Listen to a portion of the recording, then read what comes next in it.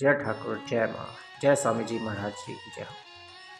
ठाकुर रामकृष्ण परमहंस एक बहुत ही छोटे से गांव से थे, जहाँ पे उन्होंने कोई भी संसारिक शिक्षा या स्कूली शिक्षा कुछ भी ग्रहण नहीं करी थी। उसके विपरीत स्वामी विवेकानंद थे, जो एक बहुत ही सम्भ्रात परिवार से थे। उनके पिताजी अटॉर्नी जनरल थे हाई कोर्ट में, और स्वामी विवेकानंद खुद भी बहुत ही अच्छे थे पढ़ाई लिखाई में, बीए ग्रेजुएट थे। साथ ही साथ उन्हें वेस्टर्न फ़िलासफ़ी और कलकत्ता का जो भी आपका हाई क्लास सोसाइटी का सर्कल था, उसमें भी उनकी बहुत ही ज़्यादा अच्छी पकड़ थी। एक तरह से स्वामी विवेकानंद पूरे अच्छा एक मटेरियल थे for the good life, for the good prosperous life, for the materialistic life.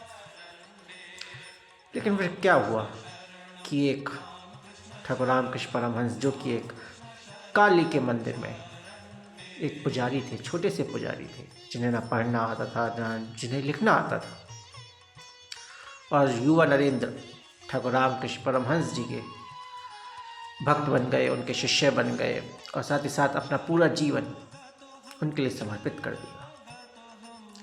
उनका परिवार, जो कि बहुत ही विकट आर्थिक परेशानी में था, उनके घर में पिताजी नहीं थे, सारे छोटे भाई बहनों की स्वामी विवेकानंद के ऊपर जिम्मेदारी थी, युवा नरेंद्र के ऊपर जिम्मेदारी थी। लेकिन तब भी उन्होंने अपना पूरा जीवन क्यों ठाकुर रामकृष्ण परमहंस जी जैसे एक अनपढ़ व्यक्ति, एक साधारण व्यक्ति, एक पुजारी के नाम पूरी तरह समर्पित कर दिया। तो इसका कारण केवल आपका दो हैं। ठाकुर रामकृष्ण परमहंस भले ही ज़्यादा पढ़े लिखे व्यक्ति नहीं थे, ज़्यादा वेस्टर्न एजुकेशन से इन्फ्लुएंस नहीं था, उनका टच नहीं था, और केवल एक साधारण से पुजारी थे, लेकिन वह एक बहुत बड़े साधक थे। और साधना के द्वारा ओज तेज वह सबसे ज़्यादा बढ़ता है, और ओज तेज का ही प्रभाव होता है, जो कि आपको अध्यात्म के क्षेत्र में और योग के क्षेत्र में और धर्म के क्षेत्र में आपको आगे बढ़ाता है।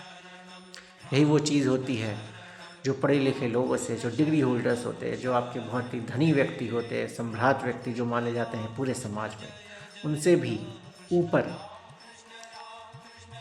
साधक लोगों को उनके ऊपर रख देता है। इसलिए स्वामी विवेकानंद भी आपका ईश्वर प्राप्ति के पथ पर अग्रसर थे। उनको भी ईश्वर प्राप्ति की इच्छा थी, और इसी उत्कंठा ने उन्हें ठाकुर रामकृष्ण परमहंस के चरणों में ले गए, और ठाकुर रामकृष्ण परमहंस ने भी उन्हें अपने शिष्य के रूप में स्वीकार किया, उन्हें ढाला, उन्हें संवारा, उन्हें ईश्वर प्राप्ति कराई, उन्हें निर्विकल्प समाधि करवाई, और साथ ही साथ अपना जो उनका विचार थे, उनके जो संदेश था, ठाकुर जी के संदेश को स्वामी विवेकानंद ने पूरे जग में फैलाया, पूरे सब जगह उन्होंने नाम रोशन किया। नहीं, अगर स्वामी विवेकानंद नहीं होते तो ठाकुर रामकृष्ण परमहंस के जो विचार थे वह केवल दक्षिणेश्वर के काली मंदिर में ही वहीं रह जाते, कलकत्ता से वह बाहर ही नहीं निकल पाते उनके विचार, ठाकुर रामकृष्ण परमहंस के विचार। तो अध्यात्म क्षेत्र में जो ओज है, तेज है, इसी की सबसे ज़्यादा महिमा है। यही चीज़ आपको आगे बढ़ाती है। यहाँ पे डिग्रियाँ, कागज, कामनी कांचन, इन सब का कुछ भी रोल नहीं है, इन सब की कुछ भी इम्पोर्टेंस नहीं है। जिसमें जितना ज़्यादा ओज और तेज होगा वह उतना ही ज़्यादा आगे बढ़ेगा। कहते हैं तपोतमम परम बलम, तप से बड़ा कोई बल नहीं, तप ही सब कुछ है, तप ही से ही साधना में सिद्धि होती है, वहीं से आपको अपना लक्ष्य प्राप्त होता है। जय ठाकुर, जय माँ, जय स्वामी जी महाराज जी की जय।